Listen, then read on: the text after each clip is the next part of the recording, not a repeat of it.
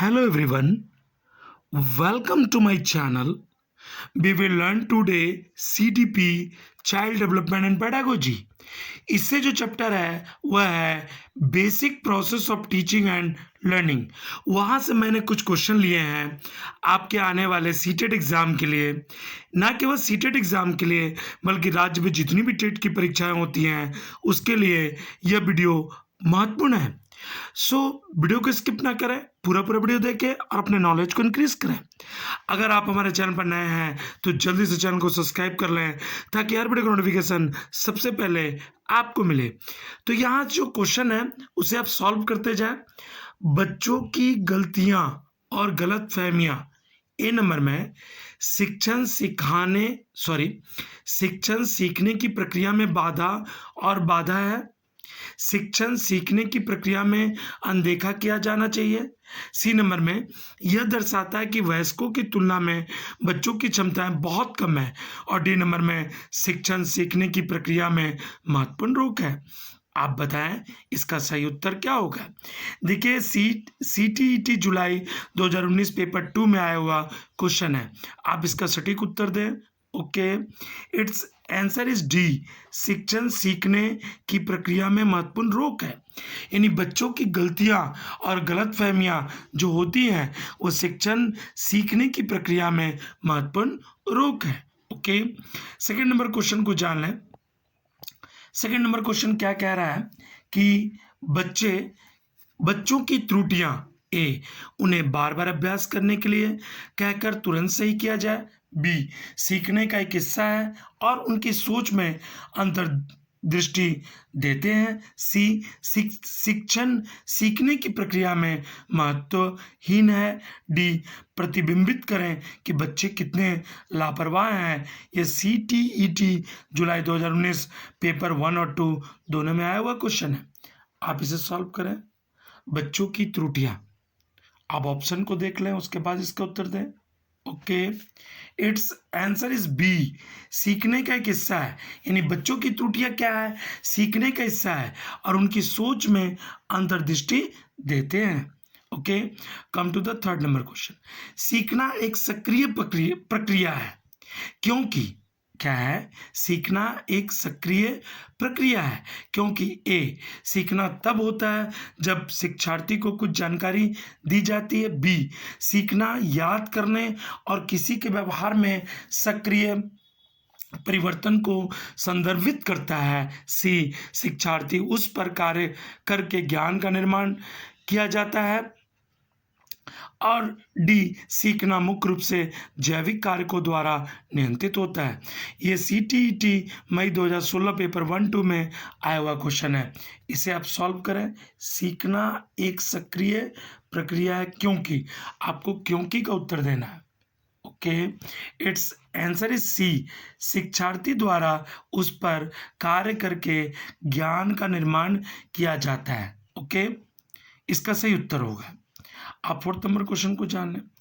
शिक्षार्थी केंद्रित दृष्टिकोण वह है जिसमें ए, शिक्षार्थियों को उनके प्रतिक्रियाओं के लिए पुरस्कृत और दंडित किया जाता है। बी, शिक्षक तथ्यों को याद रखने पर ध्यान केंद्रित करता है। सी, शिक्षक के मार्गदर्शन के साथ शिक्षार्थियों को उनकी समझ के निर्माण के लिए जिम्मेदार बनाया जाता है। डी, शिक्षार्थियों को स्वयं सीखने के लिए स्वतंत्र छोड़ दिया जाता है।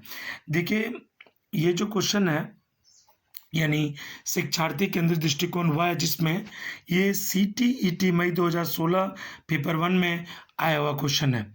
आप फोर्थ नंबर का उत्तर दें, इसका सही उत्तर क्या होगा। Okay, it's answer is C, इसका उत्तर जाएगा सी, शिक्षक के मार्गदर्शन के साथ साथ शिक्षार्थियों को उनकी समझ के निर्माण के लिए जिम्मेदार बनाया जाता है। Okay, come to the fifth number question. शिक्षण अधिगम प्रक्रिया में वंचित समूह के छात्रों की कम भागीदारी की स्थिति में एक शिक्षक को चाहिए। ए, बच्चों को स्कूल से वापस लेने को कहें। बी, इस स्थिति को स्वीकार करें। सी, ऐसे छात्रों से उनकी अपेक्षाओं को कम करें। डी, अपने स्वयं के शिक्षण पर प्रतिबिंबित करें और छात्र की भागीदारी में सुधार के तरीके खोजें। देखिए, ये जो क्वेश्चन है वह CTET दिसंबर 2019 में पेपर 1 में आया क्वेश्चन है। इसे आप सॉल्व करें। शिक्षण अधिगम प्रक्रिया में वंचित समूह के छात्रों की कम भागीदारी की स्थिति में एक शिक्षक को चाहिए क्या करना चाहिए? आप इसका उत्तर दें 5 नंबर का। इस यूनिट का मैंने 2 वीडियो बनाया है, प्रोसेस, ये basic process of teaching and learning का, उसे भी आप जरूर देखें। उसके बाद इन प्रश्नों को हल करें। आप 5 नंबर का उत्तर दें। Okay, it's answer is D. अपने स्वयं के शिक्षण पर प्रतिबिंबित करें और छात्र की भागीदारी में सुधार के तरीके खोजें। Okay, come to the 6 number question. 6 number question को जाने। भोले सिद्धांत जो बच्चे विभिन्न परिघटनाओं के बारे में बनाते हैं। ओके, ए, शिक्षक द्वारा अनदेखा किया जाना चाहिए। बी, शिक्षक द्वारा दंडित किया जाना चाहिए। सी, दोहराव याद के माध्यम से सही एक द्वारा प्रतिस्थापित किया जाना चाहिए। डी, काउंटर साक्षर उदाहरण पेश करके चुनौती दी जानी चाहिए। ये जो क्वेश्चन है वह CET दिसंबर 2019 पेपर 1 में आया हुआ क्वेश्चन है। इसे आप सॉल्व करें। ओके, आप 6 नंबर का उत्तर दें। 6 नंबर का जो क्वेश्चन है ये क्या कह रहा है, इसे आप गौर करें।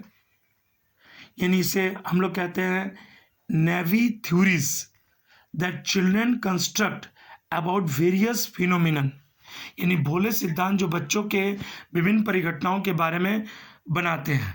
ओके, इसका क्या उत्तर होगा 6 नंबर का?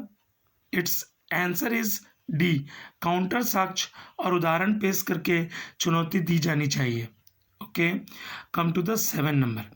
छात्रों को स्पष्ट उदाहरण और गैर उदाहरण प्रस्तुत करना ए, वैचारिक परिवर्तन को प्रोत्साहित करने का एक प्रभावी तरीका है। बी, छात्रों के मन में भ्रम पैदा करता है। सी, अवधारणाओं की उनकी समझ में अंतराल का कारण बनाता है। डी, अवधारणात्मक समझ के बजाय प्रतिक्रियात्मक ज्ञान पर केंद्रित करता है।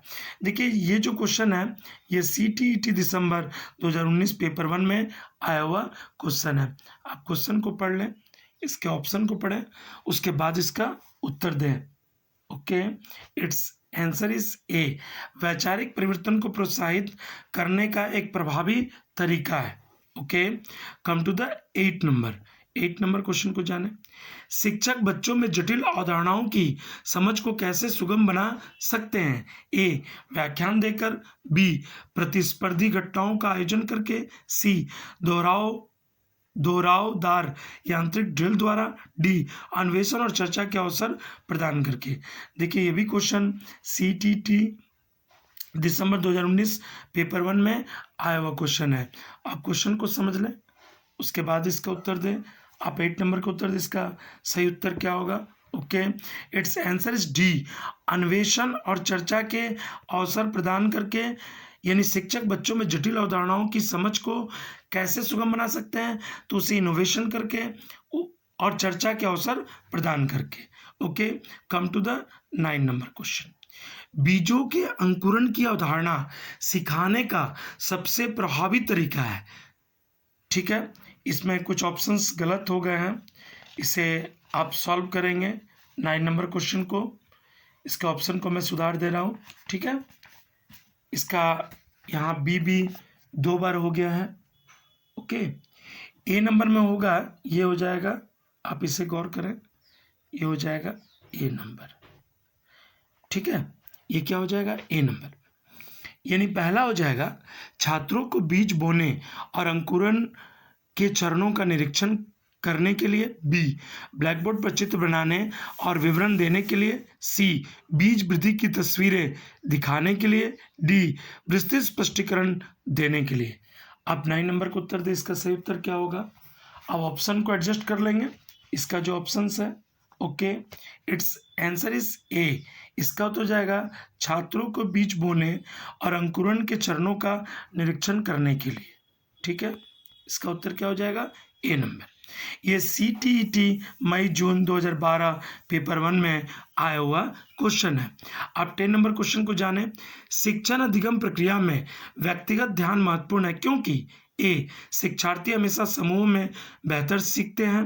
बी, शिक्षक इसे लिखो प्रशिक्षण कार्यक्रम के द्वारा बताते हैं। सी, ये प्रत्येक शिक्षार्थियों को अनुशासित करने के लिए शिक्षकों को बेहतर अवसर प्रदान करता है। डी, बच्चे अलग अलग दरों पर विकसित होते हैं और अलग अलग सीखते हैं। यह CTET मई जून 2012 पेपर फर्स्ट में आया हुआ क्वेश्चन है।